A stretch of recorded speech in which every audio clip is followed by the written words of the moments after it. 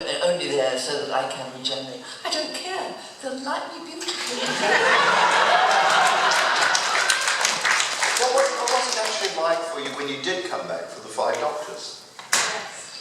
It wasn't the same. It wasn't the same. Well, instead of William Hartnell, of course, you had Richard Herman. Yes, he was a darling, but he wasn't Bill, of course. I mean, he was very conscious that he wasn't Bill, and he never tried to imitate Bill. He wasn't an impersonation. No. You know, he just wanted the essence of him. And he was terribly anxious he was going to get it right. He kept asking me, he kept saying, was that all right? Did I do it like you would do? Is that fine? No, he needed such reassurance, and he was such a very good actor, you know, that he was very concerned to get it right. Did it seem strange to you after all that time, you know, going back to Doctor Who? Yes, very weird. But it was fun? Yes, it was fun. It was fun. It was fun. But with something like that, you need continuity, you know. And you need your mates around you, and Jackie, God bless her heart. And I don't know, was Russ in that? I don't know if Russ was in it. But anyway, I did feel alien. Yeah. So, What did you think of the 50th anniversary of the filming of the original series? What did you think of that whole stuff? oh, the Adventure in Tiny Space. Yes. Ah, the film. Yes. Yeah, I loved it. I thought it was absolutely wonderful. It made me cry every time I saw it. I've seen it about 3 times now, and each time I've cried. Was it reasonably accurate? It was reasonably They cheated a little bit. Of course they Yeah. did, yes. A lot of it was surmise. I mean, a lot of it they could not possibly have known, neither could anybody else tell them. But I thought the girl who played Verity was wonderful Yes. in the movie. She was really wonderful, I thought. Yes, she was, but Verity was a darling. I loved her very much, but they played her a bit softer in this. Verity got to where she did because she had a lot of authority. A lot of authority, she had to. Well, she had to have. I mean, yes. She was the only producer in the BBC who was female. Absolutely, absolutely. Amazing woman. And you need a lot of balls to do that. Yes, I can imagine. Yeah. Because, I mean, BBC was very much an old boys club, wasn't it? Oh, especially in those days. I mean, it was all the suits, you know. And you never sort of messed with the suits. She messed with everybody. Yeah? Yeah, the actress who portrayed you in Adventure in Space. Claudia, yeah. How did you feel she did in capturing you from that time? I mean, she really looked like you, I thought. Really? I thought so. I can't be objective. You know, it's impossible because you just can't. I mean, first of all, it's so bizarre just watching someone playing you. It's like, God. But she made a good stab at it, certainly.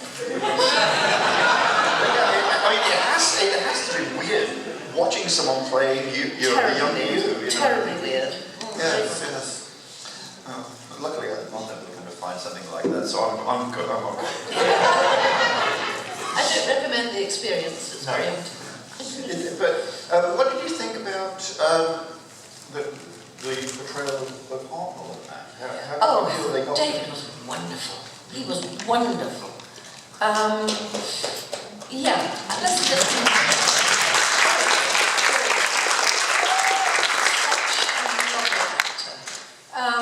But I was upset because I didn't realise when I was with him how ill he was.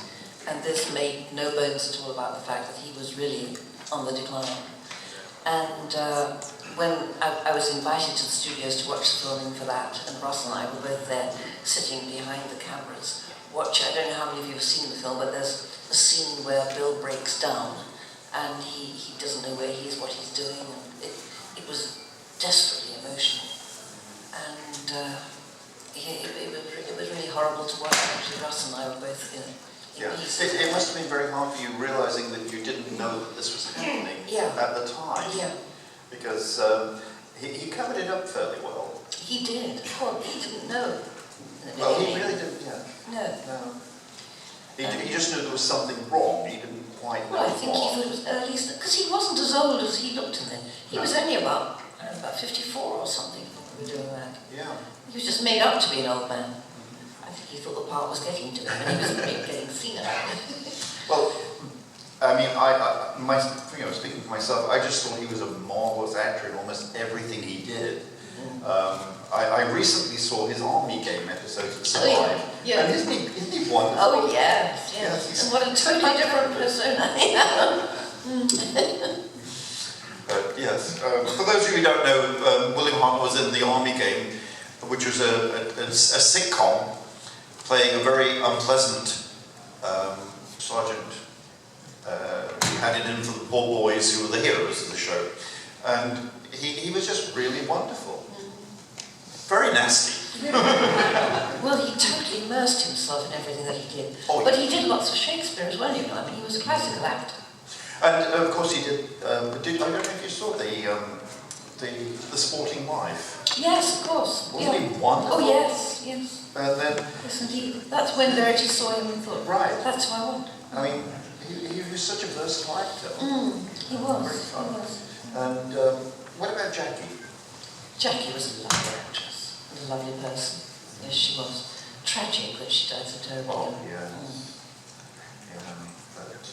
She always seems so convincing. Yes. I mean, for me, the Aztecs. Yes, I knew you were going to say You yes. knew I knew. yes, I knew. Yeah. But she was so superb. in She that. was. Very When weak. she faced down the Doctor, where she did that speech about changing history. Yes.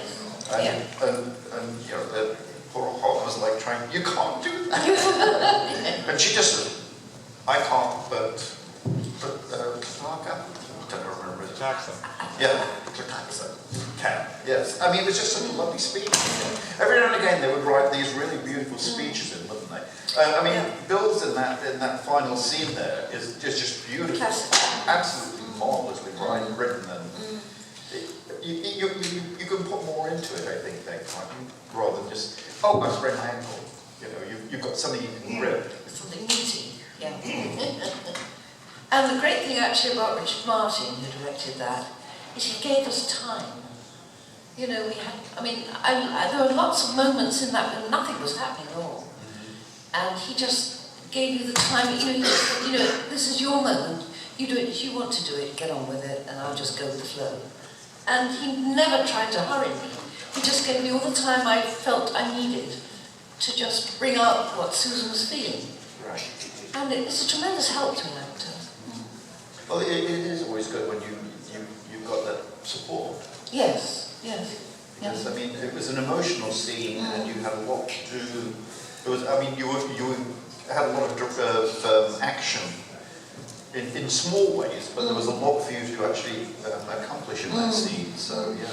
In a very small space to do it in. Yes, I mean, what we saw on the screen was probably all they built, right? It wasn't very big. I mean, it was about as big as like this. Very good camera work. So has anyone any questions they'd like to ask? Carole Ann, if you could pick one actress to be Susan's regeneration, who would you like that? Oh, heavens. I've never thought about that, and I honestly can't think about it now. I don't know. I really don't know. It would depend, wouldn't it, what age they wanted it to be. I mean, yeah. Perhaps besides this episode we've just seen, what's your favorite story that you were in your time? Well, I really liked, it's got two titles. It's got Inside the Spaceship and it's got Edge of Destruction, that's right. We could never work out why it was called Edge of Destruction. Anyway. And yes, that one, that was, talk about meaty, that was plenty of good How stuff. about Planet of Giants with the giant fly? That was fun. Yeah. There wasn't a great deal of acting involved in that, but it was fun with those huge sets. And of course, the beauty of not having CGI is that you actually have to act within giant sets. I mean, I actually had to climb up about 30 or 40 feet of drain pipe, you know, and chain plug, you know, for chain for the plug chain. Yes. Yeah. From the fly. Yeah. Yeah, it was hard work. Who would be your favorite new Doctor from like 8 to 12? New Doctor. The new series, yes.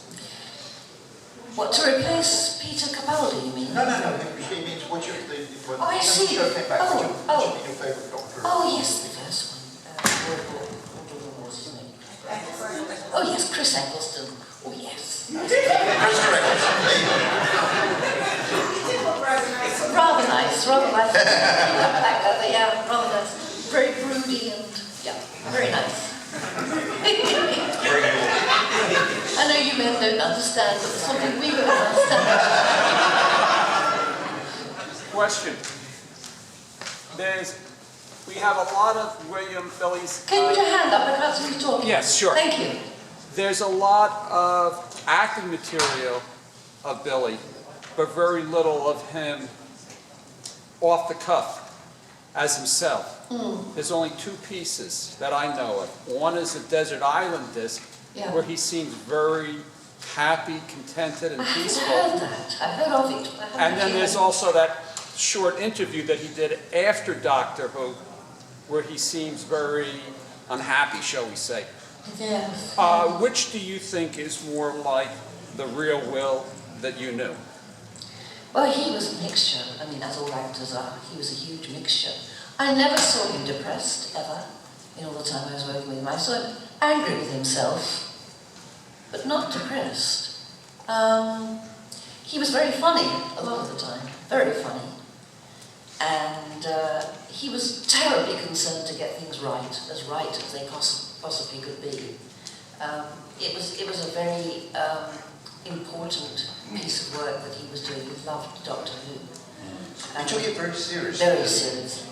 Yeah, he did. He was afraid of getting typecast, and he had been typecast as a rough sergeant major. And he played one or two crooks as well, petty crooks. And he wanted something that he could make his own. And I think we all agree he certainly made Doctor Who his own. Well, his Doctor, I mean, he began it. He was the Doctor, really, Yeah. wasn't he? Yeah. In many, many ways. And Yeah. anybody who came after him, especially Patrick Troughton, had to face the fact that everybody was going to compare them. Which is why he made him so different. Yeah. And funnily enough, I could easily see that Bill's Doctor could have regenerated into Patrick Troughton, because there was this. I mean, you can see elements of it actually, a sort of a pixie-like thing, an impish quality. And every now and again, in this story, there's the bit where he's with Ian. Yeah. In the Dalek ship, and he's Yes. talking about how to get out of it. Yes. And he's doing the joke about Yeah. Boyle's Law and everything. Yeah. And he's He's got it's little chilling, moments. bubbling Yeah, away, exactly. isn't he? Yes. And you can see the pixie in Yeah, him. sure, absolutely. So you So- can see that developing into, because supposedly all the Doctor Who's that we see are elements of the original one. And he must have been an element of another one, maybe. Who knows what the original. But after you left, did you watch the show at all? No, I didn't, because I went straight, funnily enough, Fraser was talking about that earlier when somebody asked him the same question. He, like me, went straight into theatre. So if you're in theatre, you don't have a television in your dressing room, certainly not in my time. And you're working when the show's on anyway, really, aren't you? Yeah, and would you believe this? There was no method of recording it. We're talking about the olden days here. Well, there was actually the fan who recorded the shows onto tape, which is why the audios exist. Yes, thank God. And I mean, can you imagine it back then? He sitting there all that time just taping Doctor Who. Yeah. And if he hadn't, we would have none of these reconstructions. No, and there was another one who photographed everything. Yes. Every single thing. And he sent me these photos, and they were wonderful. And he was lovely because with the photographs, with every package of photos that he sent me a little teddy bear as well. I don't know if that was his trademark, and everybody got the teddy bear, but I certainly loved mine.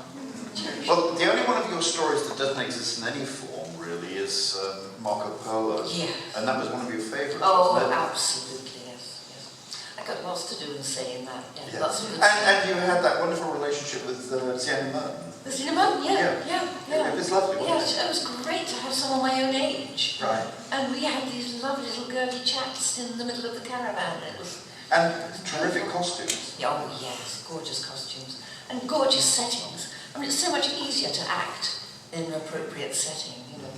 Not just some little corner of a studio somewhere that's got one or two little drapes hanging up and you've got a costume which perhaps has only got the front and the back end. It doesn't exist because you can't afford it. Listen, you're laughing. This is the BBC we're talking about. Oh yeah. But it's a shame that story's lost because it was it'll be such a fun. beautiful show. It's there somewhere. Yeah, fingers crossed. I hope so. Oh, I hope so. In my lifetime. Anyway, I think we have to call a halt now because there is another panel after this, I'm afraid, in here. I know because I've heard as well, so I get the money's worth. They do. Yes. But,